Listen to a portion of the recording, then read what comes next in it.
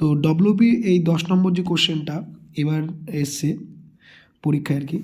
তো এই কোশ্চেনটা অনেকে বলছিল যে কোশ্চেনটা খুব লেন্দি হয়ে যাচ্ছে, অনেকে করতে পারেনি তো টাইমের জন্য। তো দেখো এটা কীভাবে ট্রিকলি খুব ইজিলি কম সময় করা যায় আর কি, এবং ক্যালকুলেশনের যে জায়গাগুলো সেই জায়গাগুলোকে আমরা স্মার্টলি করে বেরোবো কীভাবে। এই সংখ্যার যোগফল দিয়েছে 506, যদি দ্বিতীয় সংখ্যাটি প্রথম সংখ্যার এত অংশ মানে 5-এর 18 অংশ। তো আমাকে না বলছে দ্বিতীয় সংখ্যাটি প্রথম সংখ্যার আগে এইটুখানি ভেঙে যায়, ধরলাম প্রথম সংখ্যাটি ধরলাম মনে মনে এক্স, ঠিক আছে।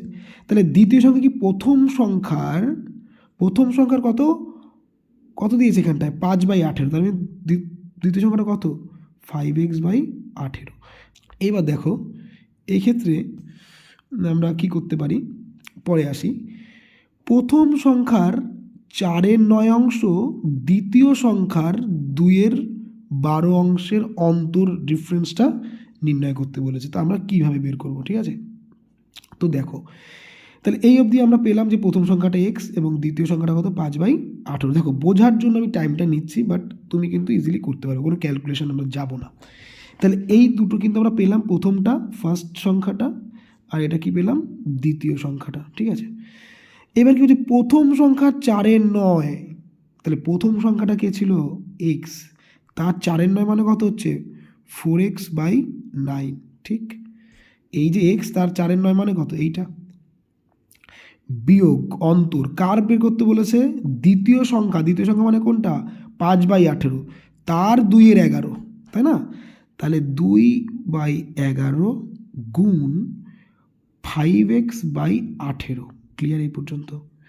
এইবার আমরা বলছি এইটার পার্থক্য মানে কত বের করতে হবে। আমরা চাইলে এক্সের মান বের করতে আমরা করতে হবে, সেটা করবো না। আমি যে ট্রিকে শেখাচ্ছি সেখানে কোনো ওই ধরনের আমরা কিছু ইউজ করবো না, ঠিক আছে।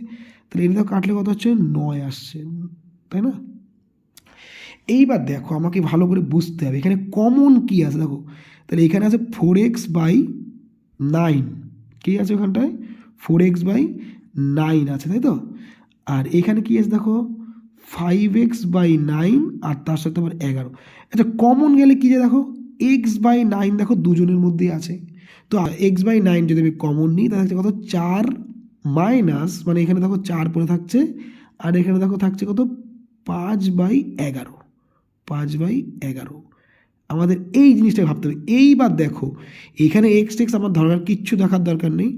এই যে 4 মাইনাস 5/11 এইটা যদি আমরা করি লসাগু, তাহলে দেখো আসছে হচ্ছে 4×11 44 মাইনাস 5 মানে 39/11, হ্যাঁ কি না।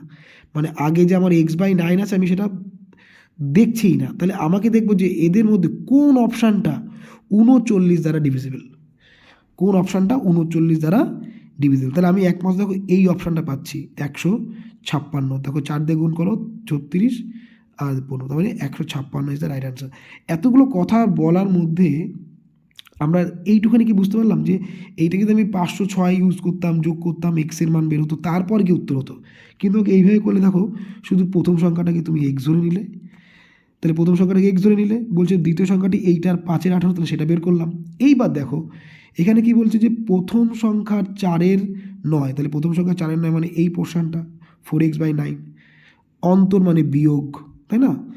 বলছে দ্বিতীয় সংখ্যা 2-এর 11, তাহলে 2-এর 11 ইন্টু দ্বিতীয় সংখ্যা, কাটাকুটি করে দেখো মেইনলি কাটাকুটি করে কমন যাচ্ছে কত এই x/9টাকে আমি কমন নিয়ে এখানে দেখো বাইরে বের করেছিলাম, ঠিক আছে। এই যে x/9কে কমন নিয়ে বাইরে বের করেছিলাম, তাহলে থাকছে কত এখানটায় শুধু এই 4 থাকছে, আর এখানে দেখো 5/11 সেটা রাখলাম।